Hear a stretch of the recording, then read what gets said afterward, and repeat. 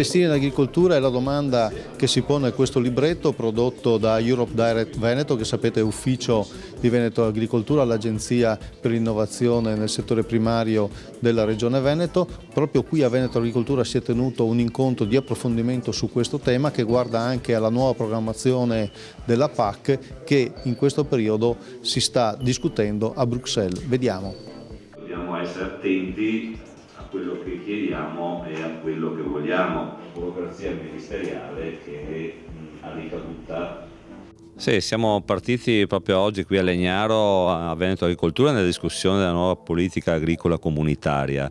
È una discussione importante, abbiamo messo all'interno di una sala i maggiori attori, i professionisti, i rappresentanti delle categorie dell'Università di Padova, tutti gli attori dell'economia agricola del Veneto per stilare un documento che come Regione porteremo sui tavoli di Roma, al Ministero e poi a Bruxelles. Quindi parte una fase importante, parte una fase di rivisitazione della politica agricola comunitaria. Saremo molto attenti ai finanziamenti che dovranno arrivare per il nostro Veneto. Ricordo che l'agricoltura veneta è un'agricoltura importante, tra le prime d'Italia, 84.400 imprese, 6 miliardi di prodotto lordo vendibile, un'agroindustria tra i primi del mondo. Ricordo a tutti, ai cittadini veneti, che noi siamo i primi per pagamento della politica agricola, della PAC del primo pilastro, ma anche del piano sviluppo rurale. Siamo anche in incremento. Dopo aver perso diverse aziende siamo in incremento adesso di imprese,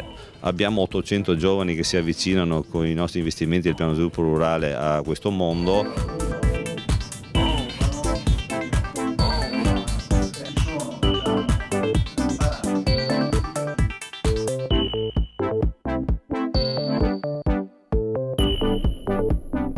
La tavola rotonda che seguirà oggi parlerà anche di questo tema, di quanto possa essere conveniente investire in agricoltura.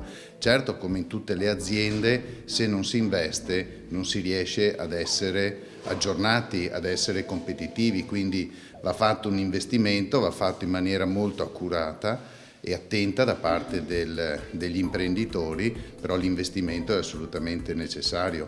Adesso bisogna vedere come e azienda per azienda come questo può essere sviluppato. E il mondo dell'agricoltura si sta evolvendo in senso contrario al piccolo e bello, nel senso che la superficie oggi media per azienda sta crescendo in tutta Europa. Certo che il Veneto rimane comunque sempre più piccolo rispetto alle altre realtà, tanto per dirne una, il Veneto 9,2 ettari per azienda media contro una media italiana di 12 e contro una media inglese per esempio di 58 ettari per azienda, quindi bello e piccolo fino ad un certo punto, dipende dalle culture che si vogliono fare.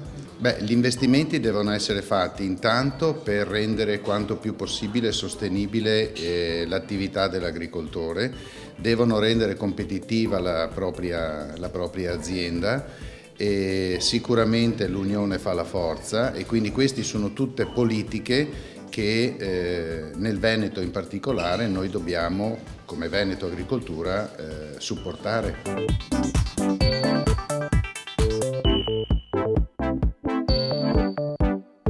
Siamo alla vigilia di una scelta importantissima per la Regione e per il Paese e più in generale per la Comunità Europea. Dovremo definire il nuovo piano finanziario pluriennale che avrà effetti per il periodo 2021-2028 per il settore agricolo.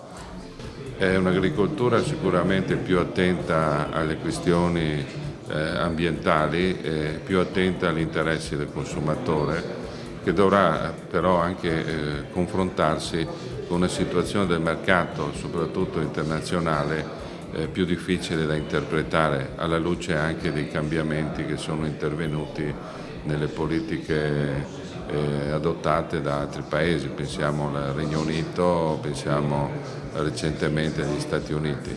Inoltre questo quadro si fa ancora più complesso per il forte cambiamento tecnologico che noi prevediamo, che porterà soprattutto nel campo della genetica a profonde trasformazioni, di una vera e propria rivoluzione, e l'introduzione del digitale con la cosiddetta agricoltura, avvento della cosiddetta agricoltura di precisione. Il Veneto punta su un modello che vuole fare dell'economia chiusa, circolare, il suo paradigma di riferimento. Passare cioè da un'economia, da un modello di produzione aperto, risorse illimitate, a un modello che considera con sempre più interesse anche i problemi della scarsità dell'acqua, per esempio, i problemi ambientali, quindi la qualità dell'aria, l'impronta carbonica, i servizi ecosistemici, quindi il fatto che ci sia biodiversità, ci siano cioè delle produzioni ovviamente di qualità più elevata, ma anche molto attente agli aspetti ambientali. Un'agricoltura più intelligente, più organizzata e anche più attenta al mercato. Un mercato che non sarà solo quello domestico, ma sempre più un mercato che guarda lontano, oltre i confini.